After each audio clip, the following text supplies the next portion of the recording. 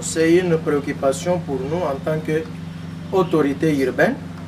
Nous sommes sur les dossiers, nous avons été saisis de tous les deux cas de corps sans vie qui ont été retrouvés dans les ravins Mbalawa-Tchitolu.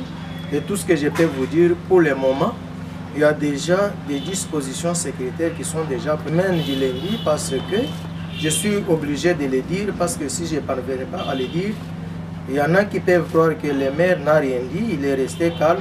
Non, je ne suis pas calme, je ne manque pas à dire ou à faire. Nous avons traité ces dossiers-là au cours du Conseil de sécurité restreint. Alors, nous sommes en train de travailler quant à ça. Tout ce que je peux vous dire, il y a déjà une décision qui est prise pour ce point-là. D'ici là, la semaine du lundi, nous allons mettre ce qu'on appelle point chaud à ce point-là pour prévenir à certaines choses que nous avons préparées pour faire. On ne saura pas tout dire dans la sécurité, on doit surprendre les gens. Sinon, si nous nous engageons à tout dire, tout ce que la population peut retenir de ce point-là, que d'ici la semaine du lundi, une disposition est déjà mise en place. Nous allons mettre un point chaud là-bas, c'est-à-dire il y aura les éléments de la police qui commenceront à faire de tout là-bas, passer nuit là-bas. Ils sont pris en charge par l'autorité urbaine, ensemble avec leur commandant du district centre qui est très proche avec nous. C'est une question qui relève de la sécurité. Vous le savez, à un moment donné, cette question a été déjà maîtrisée sur la ville de Mbujimai. Mais vous savez, on ne condamne pas les décisions de la hiérarchie à un moment donné lorsqu'il y a eu ce que nous avons appelé des mesures de grâce, la libération de certains inciviques. Vous voyez la situation tenter de revenir. Nous sommes sur les dossiers, nous sommes en train de travailler, mais tous aussi, ce que je demande aussi à nos frères qui roulent aux motos, c'est d'être vigilants. Il ne faut pas transporter les gens vers les heures tardives.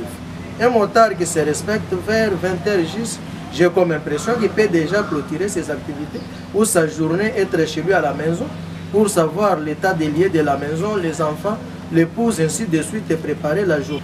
Vaut mieux prévenir que guérir. Nous sommes en train de travailler côté sécurité. Les chauffeurs aussi doivent nous aider. Ils doivent nous aider comment? Ils doivent être vigilants. La personne qui vous demande de la transporter vers les aires tardives, vous devez savoir, elle vous amène vers quelle direction. Dans cette direction-là, c'est parmi les routes qui sont déjà harmonisées, là où il y a même l'éclairage public, ou bien c'est dans des routes là où il y a encore des problèmes d'éclairage public. Tout ça, ce sont des questions qui se discutent par une personne bien avertie, intéressante et intelligente. Il doit poser toutes ces questions-là pour savoir quelle direction prendre. Dans des courses, sans prendre des conséquences de ce que vous devez faire, eh bien, on ne condamne pas les chauffeurs, mais nous condamnons l'acte. Parce que j'ai comme impression que c'est l'unique entreprise qui engage pour le Kasaï oriental présentement. Mais nos frères doivent nous faire confiance en dénonçant tout cas. Là, je condamne aussi nos habitants. Vous suivez qu'il y a un mouvement en route, ne restez pas calme. Il faut appeler. Lorsque vous appelez, on finira toujours par intervenir pour sauver, parce que nous sommes là pour la sécurité de la population. Parlons maintenant de la minière de Bakwanga. Il y a une partie de la concession de la MIBA qui est sous votre surveillance. Actuellement, il y a une mesure qui a été prise dans le cadre de la sécurité où on demande aux gens de ne pas circuler dans la partie de la ville MIBA. Alors, est-ce que cette disposition est-elle de la minière de Bakwanga ou une disposition qui vient directement de la mairie de Mbujimai? On ne se moque pas de l'autorité de l'État. C'est par là que je dois commencer avec vous. Sur la ville de Mbujimai, il n'y a pas des autorités. Il n'y a que le seul maire de la ville de Mbujimai, Jean-Marie Lutumba, qui décide en matière de sécurité de la ville. Interdire, autoriser, tout doit avoir la bénédiction du maire de la ville. Il est vrai qu'il y a un papier que j'avais lu dans des réseaux sociaux la semaine passée, ipso facto, après avoir pris connaissance de cette copie-là que j'appelle copie, parce que ça a été affiché au valve de la direction de MIBA. Eh bien, j'ai lancé une invitation et le directeur administratif qui était sur place, il est venu me rencontrer à mon cabinet de travail. J'étais avec lui, avec tous les 5 bourgmestres. C'est une question qui a été traitée. Nous sommes en train de travailler quant à ça parce qu'il y a réunion qui est convoquée entre l'autorité urbaine et les responsables de la MIBA. Il est vrai que l'insécurité règne de ce côté-là. Mais séance tenante, j'avais eu à faire voir au directeur administratif que vous-même, cadre de la MIBA, vous faites loger les gens dans la cité MIBA qui ne sont pas travailleurs MIBA. Ils vous sortent soit le soir pour les voir seulement le matin. Pendant toute la journée, ils sont dans des maisons. En ville MIBA, si vous circulez partout, même à côté de la direction MIBA, vous trouverez que derrière les grandes maisons là, il y a des cases en chambre. Ce sont des inciviques. Et tout ça, c'est la MIBA elle-même qui doit commencer à harmoniser son camp avec ses travailleurs, les passionnés, les agents, les cadres.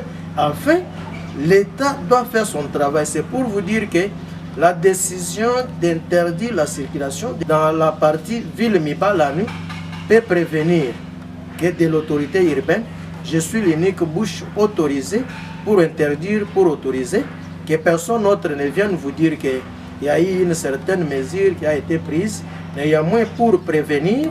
Je sais qu'il y a une instruction qui a été donnée à nos amis de la police de mines pour commencer à prendre certaines mesures que nous allons valider ensemble dans une réunion au Conseil de sécurité qui sera convoqué.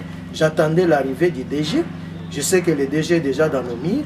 La semaine du lundi, je vous rassure qu'il y aura une réunion où la MIBA prendra part et l'autorité urbaine que je suis et les membres du Conseil de sécurité. Et vous aurez la suite.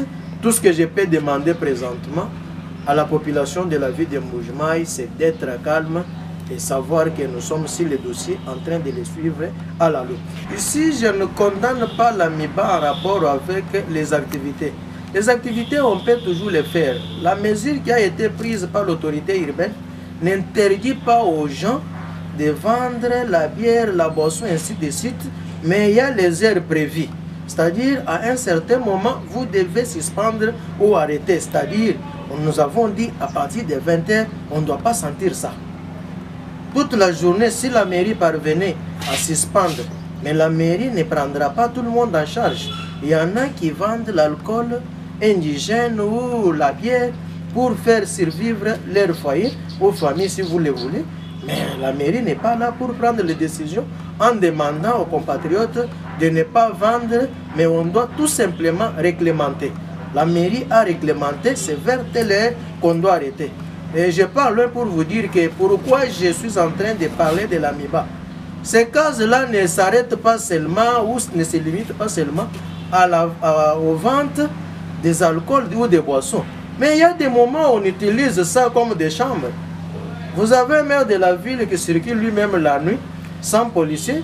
Je peux aussi venir tenter pour vérifier ce qui se passe. Et ces gens-là ne savent pas que c'est lui le maire. Mais je viens là, il y en a même qui osent. Je pose une question piégeante. Est-ce qu'il y a un endroit ici où quelqu'un peut se cacher? Mais vous trouverez un responsable qui a le courage de vous dire, oui, venez, je vous montre, papa. Mais il faut voir là où on vous montre. C'est où? Derrière la maison, des cases avec des chaises placées là-bas. Vous trouvez que ce sont des choses que nous n'avons pas connues quand on grandissait en Mbuji-Mayi. Pardon? À des fois, il y a des petits lits là-bas. Malheureusement, je n'avais pas vérifié s'il y avait des lits parce que je n'avais pas pour mission de vérifier les lits. Mais ma mission, c'était une inspection de la ville pour savoir ce qui se passe. Néanmoins, j'ai eu à constater, même les motos que nous sommes en train de dire, on a vu les motos. Mais j'ai eu à trouver des motos parquées là-bas la nuit vers 21 h, 22 h. Et quand vous sortez là-bas vers 21 h, 22 h avec la moto, vous tombez dans l'embuscade. Vous devez commencer par préparer vous-même votre sécurité. Et puis l'État vient vous appuyer. Je sais que la population de la ville de Mbuji-Mayi continue à nous faire confiance. Nous sommes là pour travailler pour la ville de Mbuji-Mayi. Je demande à toute notre population de nous communiquer toute situation en urgence. Tout cas d'insécurité, communiquez nous-mêmes. Je vous demanderai de ne pas appeler le bourgmestre, ainsi de suite.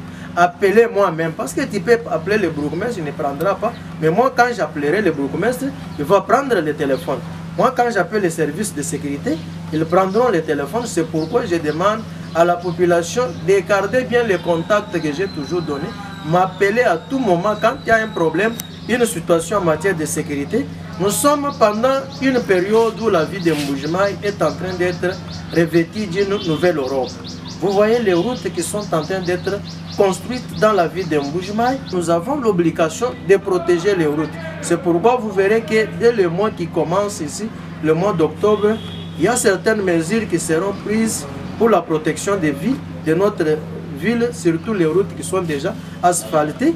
Je ne suis pas pressé pour l'annoncer, mais vous verrez parce qu'il y a un ordre de mission qui est en train d'être traité, où il y aura plusieurs services d'hygiène, environnement, assainissement, et ajoutant aussi notre brigade d'assainissement pour l'entretien de toutes ces routes qui sont déjà construites dans la ville de Mbuji-Mayi. Et je demande à notre population de jouir en bon père des familles. Monsieur le maire, n'oubliez pas que tous les caniveaux sont bouchés en ce moment et que vos services ne font rien. Effectivement, vous savez, c'est le début de la saison des pluies. Il fallait qu'on puisse constater ça pour qu'on commence à travailler. Si on le faisait pendant la saison sèche, on ne pouvait pas avoir là où il y avait des dégâts ou des défauts. Comme la pluie a commencé, c'est un travail que Madame la pluie nous a amené. Monsieur le maire de Mbuji-Mayi, Jean-Marie Lutumba, nous vous disons merci. Merci beaucoup, messieurs les journalistes.